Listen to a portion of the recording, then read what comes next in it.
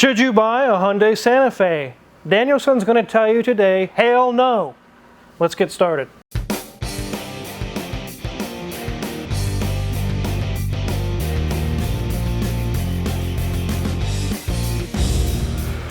This is a 2012 Hyundai Santa Fe, and it is owned by Danielson.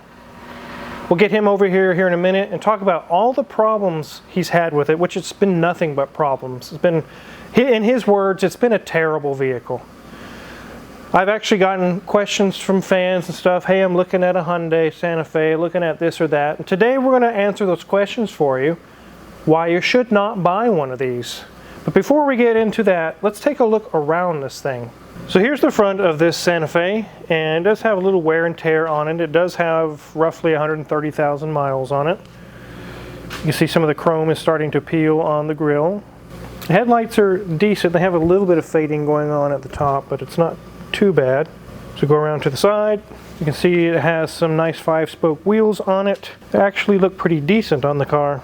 We've been having some winter weather. You can see all the salt spray and all the slosh, and you actually can see a small accident that Danielson was in. I'll let him describe that to you here in a little bit. I don't know the story on that. Let's come around to the back. You can see a pretty familiar rear end. We see a lot of these Santa Fe's on the road. Actually tons of them. But otherwise it's in pretty good shape, other than the little dent it has on the side. Before we continue with the mess this car is in, I thought I'd talk to you about a mess that you may be facing in your life. Today's video is sponsored by PDS Debt, the company that helps you consolidate your debts into one manageable monthly payment. Sometimes we find ourselves in situations we never thought we'd be in, and many times it involves money. When you have just a little debt, it's manageable, but if you have found yourself in a situation where you owe over $10,000 to credit cards, loans, or medical bills and are stressing about your payments, you might even feel like your life is being ripped apart by many of the cars in this shop. There is help. PDS Debt is a top-rated company on Google and has an A+ rating with the Better Business Bureau. So they know what they're doing and have already helped thousands of people, just like you. PDS Debt is offering a free debt analysis. It only takes 30 seconds. Head over to pdsdebt.com/carwizard to get your free debt assessment today. The link is in the description below as well. While I know a lot about cars, I must confess, I don't know the first thing about getting out of serious debt. This is totally PDS Debt's wheelhouse. They will give you back your life and save you thousands in interest and fees. Now let's get back to today's car. Go ahead and get the hood open. We'll go ahead and put our hood prop clamp on there because those hood struts are already blown. So this is actually the port injection 2.4 liter. This is not the GDI that are known to fail so bad. You guys actually have seen a video where we had a car went straight to the scrapyard because the cost to replace the GDI engine was more than the car was worth. And there's been engines of these nature, the GDI is dropping like flies. We'll do an interior review and let Mrs. Wizard show you guys around the car, and then I'll grab Danielson over here and then we'll talk about all the problems he's had with this thing. Okay, ladies and gents, we're going to check out Danielson's car, and it has 124,009 miles. Okay, so it's got a fair amount, and obviously it's got some lights on there just showing us that they work, but I imagine he might have seen some of those lights show up at other times, but I guess we'll find those stories out in just a second. So, nice gauge cluster. Favorite color is blue, so I definitely like the colors that it's showing there. But as we move up, the dash is in really good shape. Lots of plastic and more plastic, but again, looking good. So we look at our infotainment system. It's a very, very small screen. As we move down, we have a lovely little HVAC system with a little picture of a man sitting there. How adorable. And yes, it is 60 degrees in the shop, but it is like -5 outside. So yes, it might be cool in the shop, but not like it is out in the actual outdoors. Lovely faux wood trim that kind of even has a nice little bump as it goes around, as they molded that lovely plastic. Even the nice little hidey hole, which is our ashtray, looks nice and clean, is wrapped in faux wood as well. As we look at the seats, they appear to be a leather-esque material. I'm not sure if they truly are, but they are a nice camel color, and they have a little bit of bolster on the sides, especially when you sink into the seats. They are rather comfortable. So look at our door card. Lots more camel color with a little bit of taupe on the top with some kind of a, well, it looks like steel, but I'm pretty sure that's called plastic. Over there next to our window controls and our door locks. As we look at our back seats, they do look really good. He doesn't have any little kiddos, so it doesn't get used terribly often, but you can tell it does have a 40-60 split. Look at that headliner. Everything's in good shape because, again, there's no kids in here eating and dropping things. He does tell me, though, that I'm supposed to be looking under the seats for some spare French fries. I don't know. He's offered them to me. I don't know if I see any down there, but I think I will refrain from his kind offer of providing me a snack.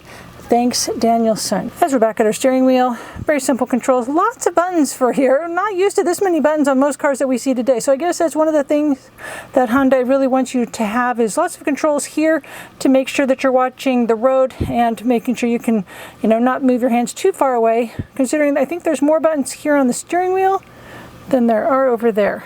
Okay, maybe not quite, but it definitely feels like there are a lot of buttons over here. So, okay. So enough of this interior talk. Let's hear the story behind this car. Wow, is it really that bad? You need a whole list?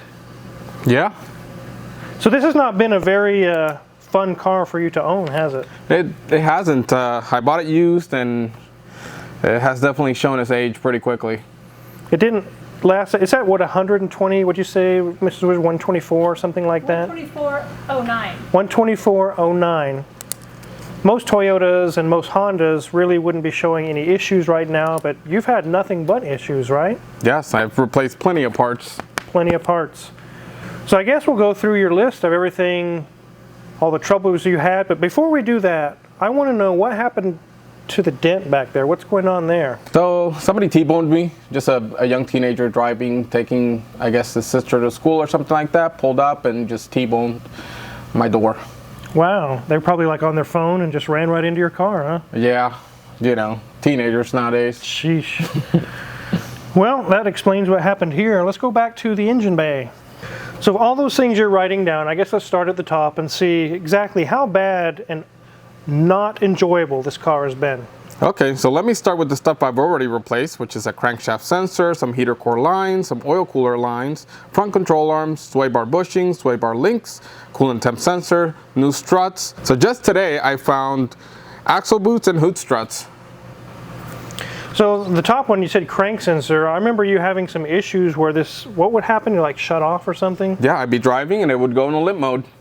Just randomly, you never really knew when it was going to happen. It would just go into it was limp just mode. random. I remember it was really kind of pissing you off. You're like, what the hell's wrong with this car? It ended up being a crank sensor, huh? Yes. So you got that replaced and that solved that.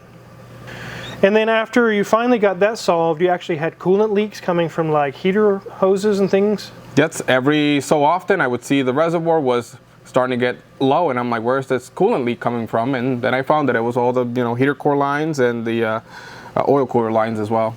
Wow. And then on the list you mentioned control arms. What was going on with those? So I'm driving I was just driving. It sounds like a noisy mattress, just everywhere I go. Oh wow, squeaking everywhere. Yep. Huh?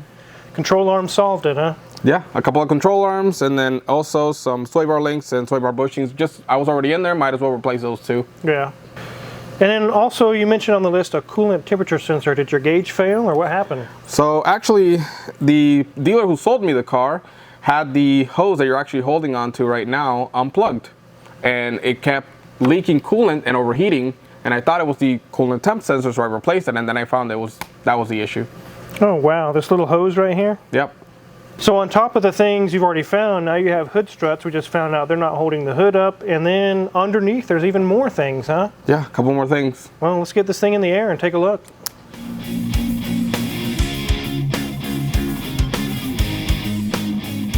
So definitely you said these control arms are new and the sway bar links. That took care of your squeaking noise? Yes. Okay. What's some of the other things you had found under here? Well, if you look right here, you can see all the grease splattering from the boots. All of them are leaking at least a little bit. Oh, these CV boots. Yes, sir. Oh, wow. Yeah, I definitely saw it over here too. It's spraying and there's like gunk everywhere. Yeah. I thought it was a transmission leak. Looks like CV boots are in your future. Well, at least you haven't had your catalytic converter stolen. Yep. It's That's high lucky. enough off the ground someone could get under here and just cut it. I know. That But doesn't- that's the secondary. The main one's up there. right. Still, I don't want them to steal any of them. I could definitely see tweakers still trying to cut that off anyway. So this one is front wheel drive only. Front wheel drive only. It doesn't have a rear shaft going back here that would have mounted and everything. Okay, here's our charcoal canister. Everything looks to be good there. The fuel tank's all wet. It's just because we pulled it in from outside. It's -5 outside. And this is condensation. It's just water from temperature change. As we move to the back, No holes in the exhaust. That's good. yeah, that's really good. You're saying there's some cracked bushings on these little arms here?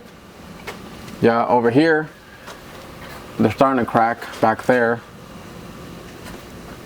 Oh yeah, I can see the rubber's cracking. Wonderful. Add that to the list. Add it to the list. Your spare tire is flat. Add that to the list. Spare tire's flat.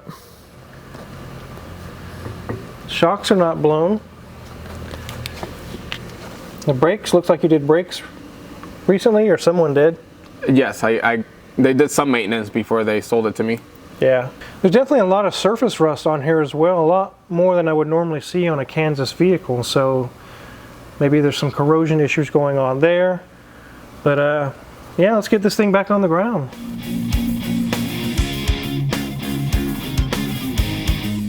You were mentioning you had some issues with speakers or something going on in there? Yeah, so having the premium audio on this unit, the speakers, it has like 10 speakers in there. Problem with that is that each speaker is extremely expensive and they blow out. I already had 2 blown out, and to even replace them, you need high efficiency speakers which are still expensive.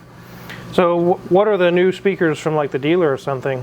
They're roughly like $250 to $300, even if you can find them, because they don't make them anymore. You have to find them used. Wow. 200 or 300 new times 10 speakers, that could be a $3,000 bill. Yes. Wow, that's crazy. So can you recommend this car to anyone, like a single mom or somebody who's looking to buy a cheap SUV? Is this something you would recommend? No. Absolutely not. No, don't do it. You've had nothing but trouble with it. Like I mentioned in the beginning of this video, most Hondas and Toyotas by this mileage are not having these problems.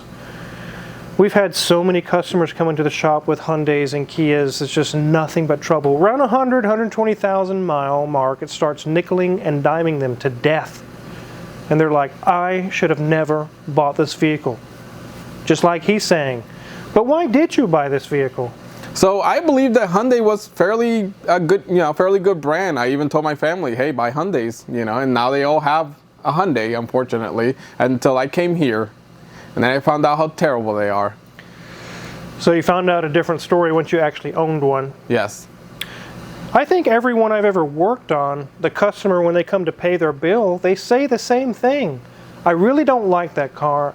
I'm looking to get rid of it as soon as I can. I'll never buy another one. I keep hearing that about Hyundais and Kias. So that's kind of the reason why we got Danielson here to share his story and to give you guys a video. Stay away. They just really are not good cars. So if you're asking, well, I'm looking at this Hyundai and Kia, it's so much cheaper. There's a reason why it's so much cheaper. And he's got a list that he could show you on the screen right now why it's so much cheaper. So definitely a public service announcement for you guys out there looking to buy a vehicle. Thanks, Daniel. I'll let you get back to your Ferrari work. Actually, Daniel just reminded me as he's walking away, the depreciation on these is so bad. It's kind of well known. They're not a great vehicle. For the money he owes on the vehicle versus what it is now worth has really got a drastic difference in it now. He would love to sell it and dump it, but he's working on getting it paid off. He's getting close. He's actually getting close to get it paid off. And I don't think he's going to be keeping this thing around. Some people have mentioned in the comments, why don't you do a buy this, not that Kia or Hyundai? And the reason why is because I can't, with a good faith effort, recommend to buy any of them. They really are just not good vehicles. So say, well, buy this one, don't buy this one. Actually, it's more like, don't buy any of them. And that's really not a video. I mean, what are you going to show on a video like that? Don't buy any of these I just showed you, and that's it. Don't buy them. This car is designed, really any of the Kias or the Hyundais are designed as, when they're brand new, the entry-level price is what sells the vehicles. And once they reach 100, 120,000 miles, they don't really expect that you should be trying to keep it on the road.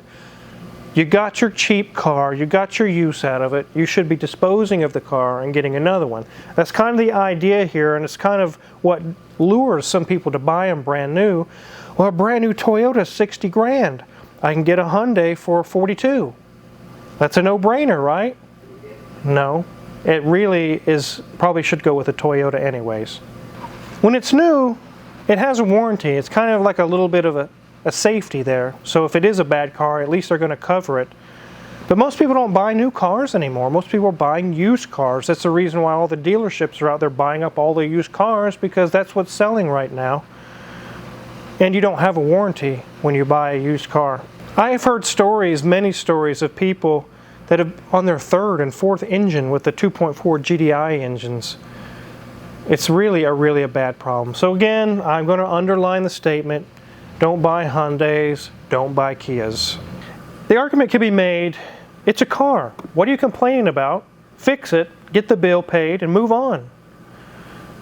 But I actually have a heart, unlike some people. The customers that have these vehicles, I hate what they're having to go through. Instead of fixing it, a lot of times I say, you know, your money would be better spent trading it in. Go get you a different vehicle. A Toyota, a Honda, even a Mazda, something. Anything is better than some of these old Kias and Hyundais. But yes, you can keep fixing it for the customer, but after 2 years go by and you've got $13,000 into the car, did you really do them any good? No. They should have gotten rid of the car. Make sure to check out Mr. Swizzard's Ways as well. And hit the subscribe button here because we have many cars coming in, which means more videos for you guys. Thanks for watching.